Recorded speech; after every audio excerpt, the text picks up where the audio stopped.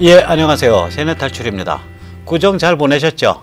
저도 무려 닷새 동안 놀았습니다. 노니까 좋더군요. 하나 바람이 있다면 이 황당무계하고 어지러운 세상에 좀 물꼬가 잡혀서 놀더라도 좀 더 마음 편하게 놀 수 있는 그런 세상에 빨리 왔으면 좋겠다는 생각입니다.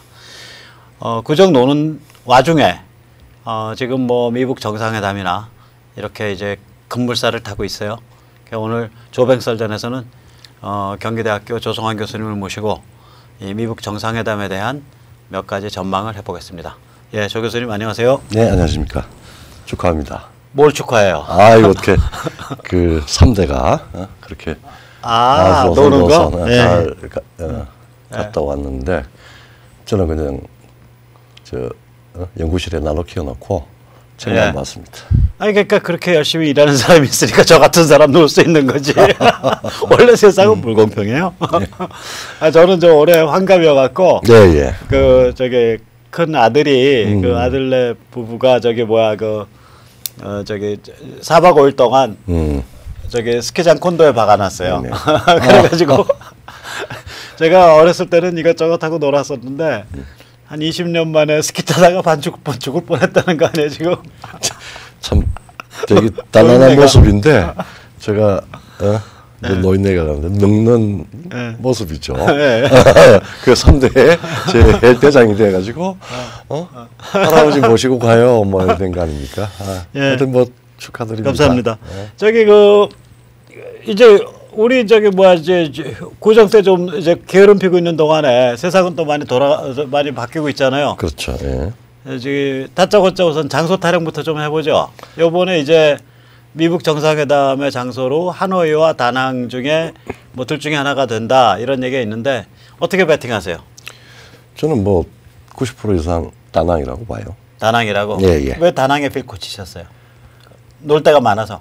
뭐 그런 것도 있고 일단 뭐 여전히 미국이 베트남하고 많이 가까워졌다 그러지만은 그 굉장히 말하자면 그 베트남에서 아름답다라고 하는 게 옛날 저 서구의 그 냄새가 굉장히 많이 나는 그런 휴양지입니다. 다낭이? 예, 다낭이. 예, 다른 의미는?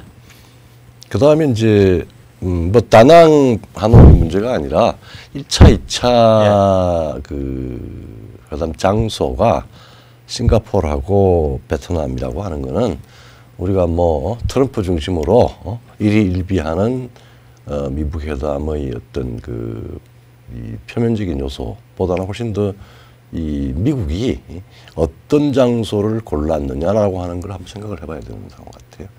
글쎄, 그러니까 다낭이라는 장소의 의미가 뭘까? 이거 이제 우리가 한번 생각해 보자 이 말씀이잖아요. 우리가 뭐 몇 번 말씀을 했는데 1차 회담에 대해서도 뭐 우리 언론이든 혹은 우리 정치권이든 특히 야권에서는 아니 뭐 그냥 트럼프 개인의 국내 정치적인 이유 때문에 성급하게 그리고 별 결실도 없이 했다라고 하는데 이 두 가지 장소는 첫 번째 싱가포르는 북핵 문제가 중국하고 밀접한 연관을 갖는다라고 하는 것이고 그 다음에 베트남은 김정은 젊은 이 김정은이 죽게 하면서 살기로 너 베트남 모델이 있는데 해봐 라고 하는 걸 즉 이 북미 비핵화 회담의 정치적인 좌표를 그 상징을 하는 그런 거고 그 안에 그러니까 비핵화라고 하는 이 회담의 메뉴가 그렇게 아주 뭐 흥미진진하게 전개되기보다는 다른 요소들이 많이 끼어들어가 있는 그런 이유이기도 하죠. 즉 평양에 대한 북한의 비핵화라고 하는 게 평양의 체제 전환.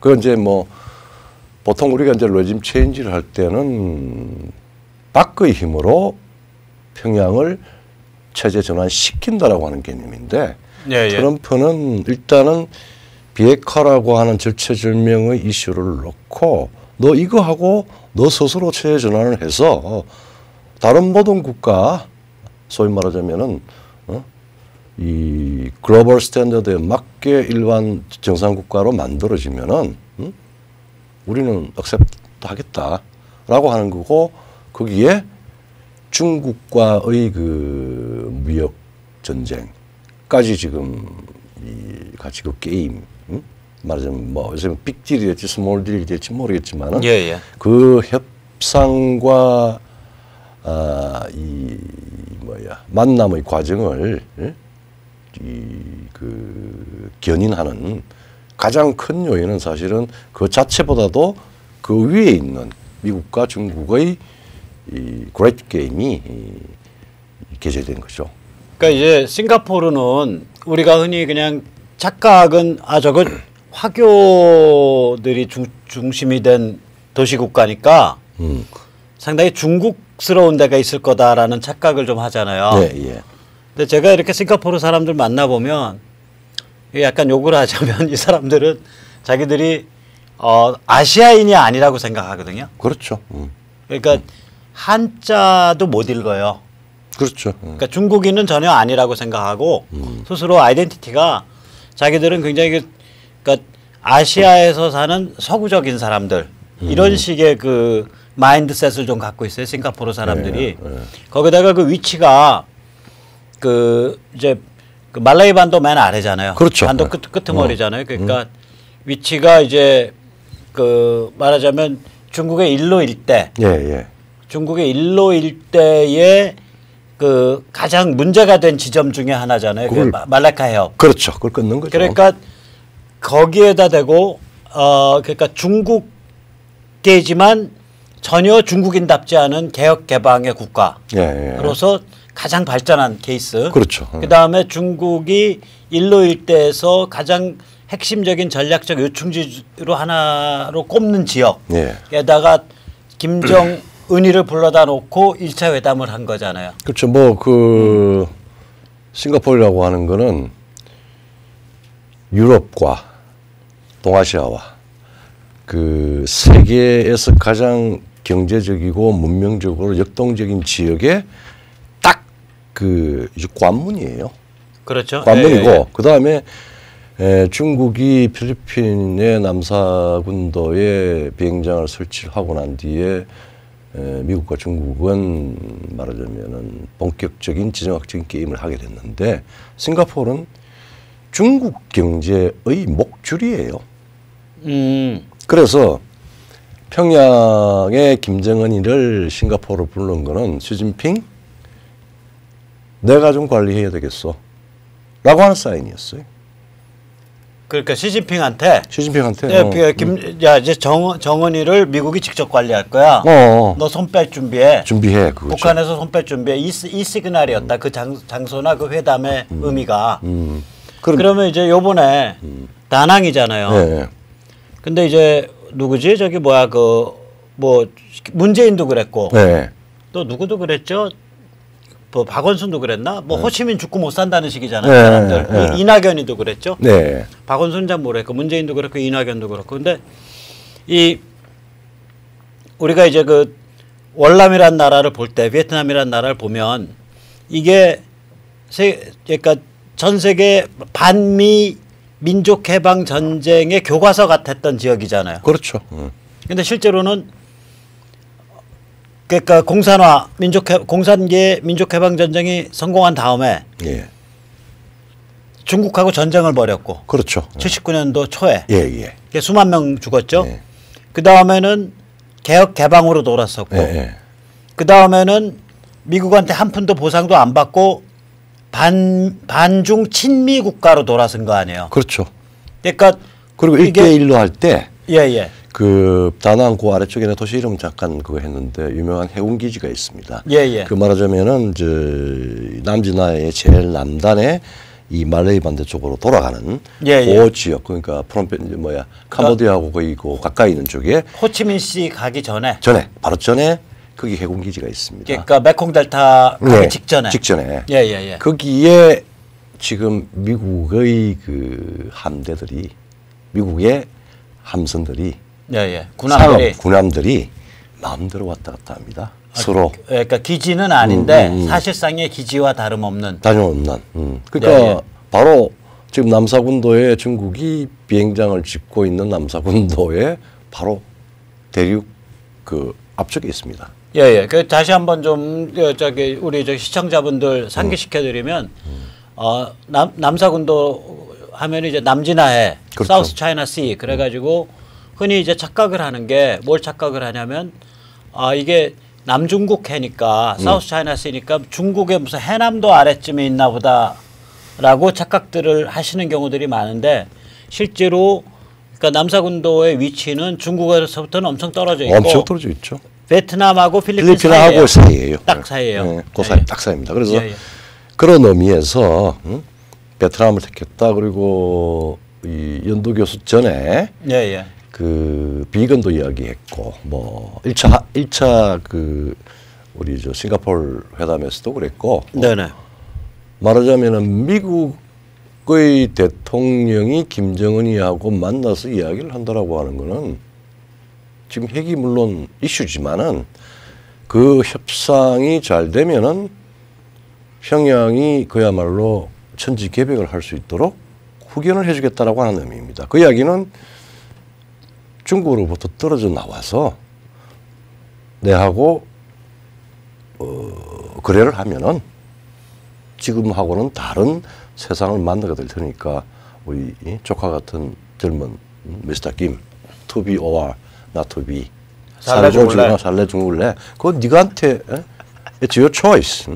니한테 담긴 거다. 이분도 마찬가지로 그런 건데 이제 그게 그런 상황으로 되니까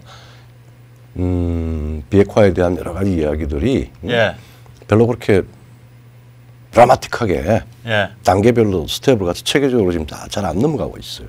저기 그 저는 말이죠. 그러니까 이 북한의 이제 민족 메시아. 그러니까 현세 조선반도에 강림하신 1대신 김일성, 2대신 김정일, 3대신 김정은, 이 민족 메시아라고 자기들이 이제 포장을 하는 존재들인데 그렇게 해서 북한을 다스리는 그런 존재들인데 이 존재들이 전 세계에서 제일 가기 싫은 나라가 어디 거냐라고 생각하면 저는 베트남을 꼽아요. 그럴 거예요. 왜 그러냐면 우리가 그 구정공세가 68년인가 61년인가요? 69년인가요? 69년 아니? 구정공세가 아마 그럴걸요, 그게? 그게 왜 69년, 그때가 구정공세가 그게 이제 월남전에서 분수령이거든요.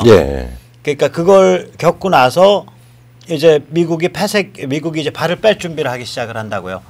근데 그 무렵에 북한이 월남의 공산화를 돕기 위해서 갔죠. 가는 게 문제가 아니고 우리 울진 삼척을 일으킨 거거든. 그렇죠. 맞아. 그다음에 푸에블로 납치를 일으킨 거거든요. 그러니까 미국 쪽한테 보내는 시그널이 뭐냐면 너희가 인도차이나에 계속해서 더 군대를 보내면 우리는 한반도에서 전쟁 일으키겠다는 시그널을 보낸 거예요. 그게. 그렇죠. 그 정도로 북한이 월남을 지원했던 경우예요. 반미투쟁의 일환이라고. 목숨 내놓고 지원했던 데인데 거기가 공산화되고 나서는 완전히 저기 반중 친미 국가로 돌아버렸잖아요.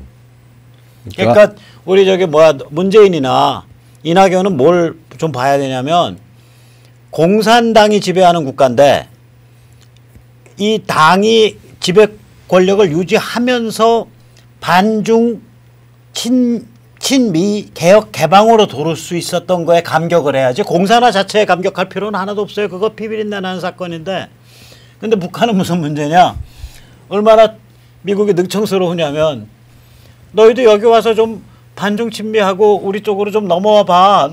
그럼 먹고 살 길 있어. 시그널은 이제 그건데 북한은 이 그 권력 집단의 특성상 반중 친미로 못 도는 데잖아요. 왜냐면 이게 김일성 영생교라는 사교 체제를 내려놔야 되니까. 반중 친미 개혁 개방 가면 비핵화하고 이러면은 사교 체제 자체가 붕괴되니까 얘들은 못 돈다고. 못 도는 사정 뻔히 알면서 그런 데다 불러다 놓고 야 너희 반중 친미 개혁 개방으로 좀 돌아봐 핵 내려놓고 하니까 이게 완전히 사람 진짜 골 죽이는 케이스 이거. 거기서 우리 저 다낭이라는 장소가 핵 문제하고 조금 다르게 이야기가 되겠지만은 동일한 공산국가가 혹은 전체주의 국가가 사회경제적으로는 개방을 해서 사실상 자본주의화를 했다.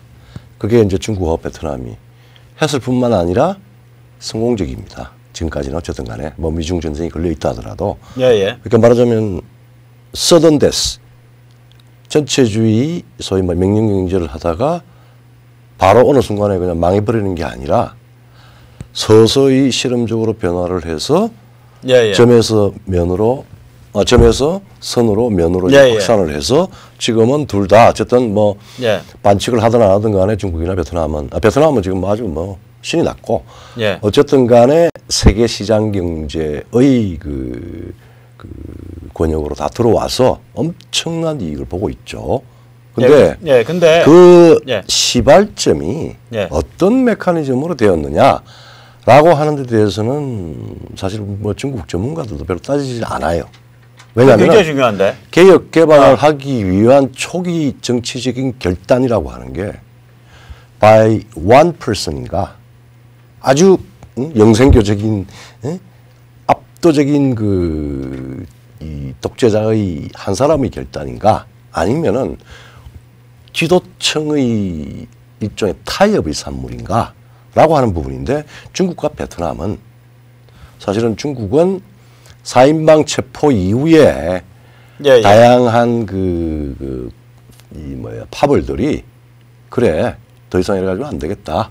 문혁 강청 문혁 뭐 4인방 이러면서 나라가 무너지게 생겼으니까 사적생으로 우선 우리가 타협을 해서 실험적으로 해보자. 그게 이제 덩샤오핑과 첸윈이라고 덩샤오핑과 첸윈 한쪽은 좀 보수파고 또 한쪽은 개혁파고. 이게 지금 78년 뭐 요때 얘기죠. 그리고 이제 78년. 가장 40년 전. 가장 중요한 거는 그렇게 결단을 할 때 가장 힘이 있는 권력자가 그 개혁과 개방, 특히 개방과 개혁의 그 후견자가 됩니다.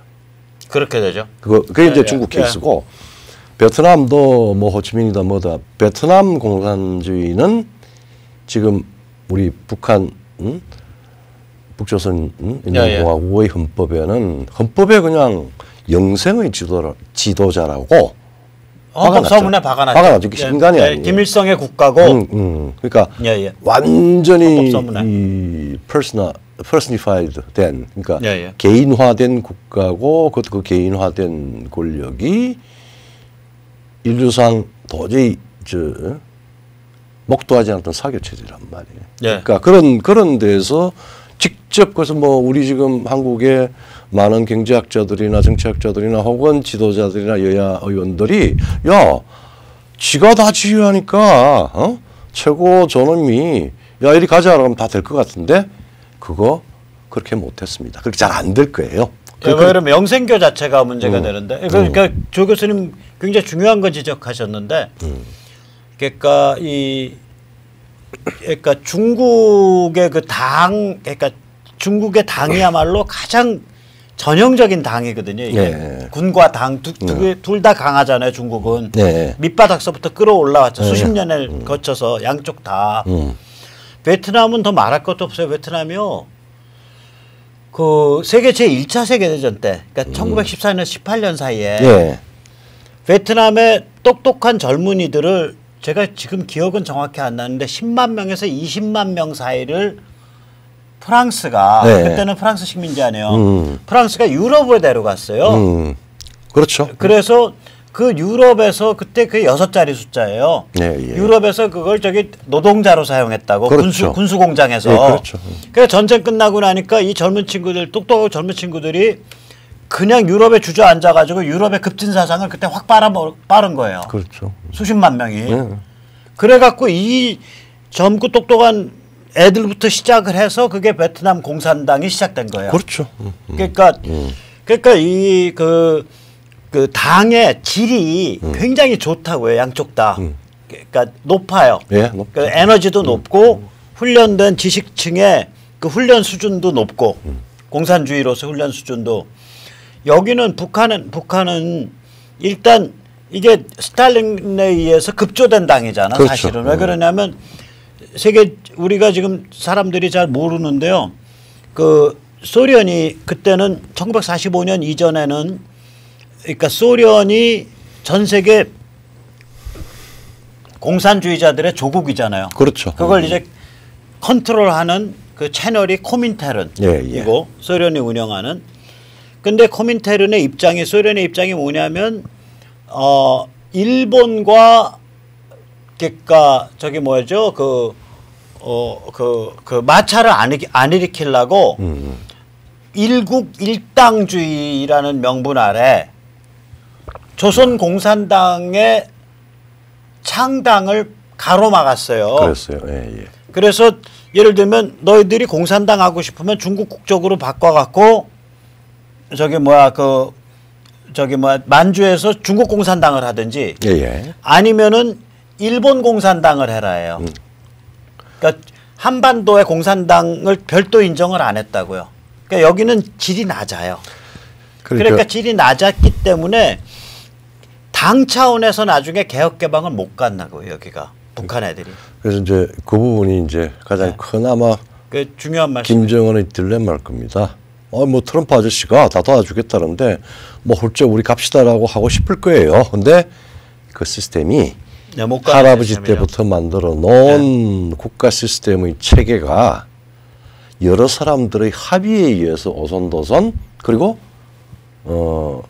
실험적으로 하나둘 만들어갈 수가 없고 그 다음에 두 번째로 위에는 파벌의 타협 과정에서 개방을 제일 먼저 결정을 합니다. 국제적으로 신용을 국제적인 신용을 획득을 해요. 국제적으로 말하자면은 도발 국가가 아닌 국제적에서 책임이니까 말하자면은 보통 국가로서 행동할 수 있는 채비를 갖추어서 개방을 해요. 베트남도 마찬가지고 베트남은 사실은 전쟁을 한 상대방인 미국과 정상화를 하잖아요. 이건 대단히 어려운 일이지만 그게 집단적으로 결정이 되기 때문에 가능한 일입니다. 그러죠. 네, 그렇고 그다음 두 번째 지금 이제 미국이 계속 평양한테 그것도 우리 저 586 전대협 팀들도 아니 뭐 개방 이제 다 된 거 아니야? 뭐 이런 식으로 지금 속단하는데 개방이든 개혁이든 말하자면은 이제 이 원시 교환 경제 수준, 장마당 수준을 넘어서 체계적인 시장 경제를 갈 경우 국제적인 개방이 돼야 되고 국제적인 규범을 다 준수를 해야 되고 아니 투자하고 지난번에 박양자 씨 사살해놓고 현대에서 그 수천억 갖다 부은 거 다 그냥 자기들 국유화 시켜버리고 이래가지고 어떻게 자금이 들어가겠습니까? 정치적으로 설사 오픈됐다고. 그러니까 개혁 개방 못 가는 체제예요. 비핵화도 못 하고. 근데 이제 그런 문제는 아까 근데 그런 미국은 이제 그런 체제의 성격을 가진 데를 트럼프가 불러다가 불러놓고 너 이거 해봐. 못할 때 가지고 이제 해봐라고 하는 거 이제 연출을 하고 있는 거거든. 그럼 도대체 왜 이런 일을 그러니까 이 미북 회담이 북한에 대해서 가지는 의미 그 다음에 트럼프에 대해서 가지는 의미 제가 보기에 시간 끌기로 보이는데 그러니까 지금 그 북한에 대해서 이게 미북 회담이 무슨 의미를 가져요? 이 시간 끌기가 우선 뭐 지금 북핵 위기가 신 25년 동안 계속했던 전략은 북한은 미국과 한국 4년마다 5년마다 대통령 선거를 치르는 나라입니다. 그러니까 적절히 임기 중반쯤부터 문제를 말하자면은 위기를 고도화시키고 그때부터 이런저런 이제 말하자면 협상에 들어가고 협상에 들어가서는 잘 할 듯이 뭐 버벌리 말로는 다 하고 그 다음에 실질적으로는 시간을 끌어서 살라미로 하나하나 하다가 정권 바뀌면 또 다 엎어버리고 뭐 이런 방식으로 해왔단 말이에요. 이번에도 이제 그런 식이다. 근데 실제로는 비핵화 빅딜 뭐 이렇게 주장을 하는데 요새 뭐 트럼프, 김정은 뭐 핵딜 뭐 이렇게. 그건 뭐 언제든지 우리 정부하고 뭐 우리 정부하고 특히 이제 뭐 김대중 노무현 문재인 우리 좌파 정부가 조금만 변화가 있어도 큰 변화의 끝을 이야기를 해요. 예. 이제 근데 항상 또 우리 국민들은 실망을 넘어서 이제 잊어버렸죠. 뭐 문제가 어떻게 되는지. 그렇게 해서 지금 빅딜을 할 거냐 아니면 스몰 딜을 할 거냐 뭐 이런 지금 뭐 우리 전문가들 나와서 이야기를 하고 있는데 사실은 본질적으로는 여전히 시간 끌기와 지연 전술을 하는데 이제 각자가 상대방에 대해서 굉장히 시간이 없다라고 판단할 겁니다. 북한은 트럼프의 국내 정치적인 입지가 결코 그렇게 잘 나갈 것 같지가 않고 궁지에 여러 가지 몰릴 거다. 뭐 탄핵 문제, 그 다음에 최근에 이제 말하자면 뭡니까 저기 민주당하고 그거 해서 35일간 간 장벽? 장벽과 그 다음에 예산 미집행 때문에 생겼던 장벽이요. 국경 장벽 때문에. 그런 셧다운. 셧다운 때문에 그렇고 그 다음에 뭐 여러 가지 이제 뭐 NIT다 그 다음에 워싱턴 포스트다 뭐다 해서 PC 언론에서 트럼프의 어떤 문제점을 지적을 하고 인기가 하락되는 우리 뭐 국내에서도 마찬가지로 희망사항을 자꾸 이야기하듯이 그런 부분에 대한 이제 상황이 있으니까 오케이 콜. 그래서 2월달에 지금 만나는 것 같고. 북한 입장에서. 근데 북한 입장 좀 더 해보죠. 북한에서 제대로 목록 갖고 나올 것 같아요? 아니면 목록 내놓겠다고 약속만 할 것 같아요?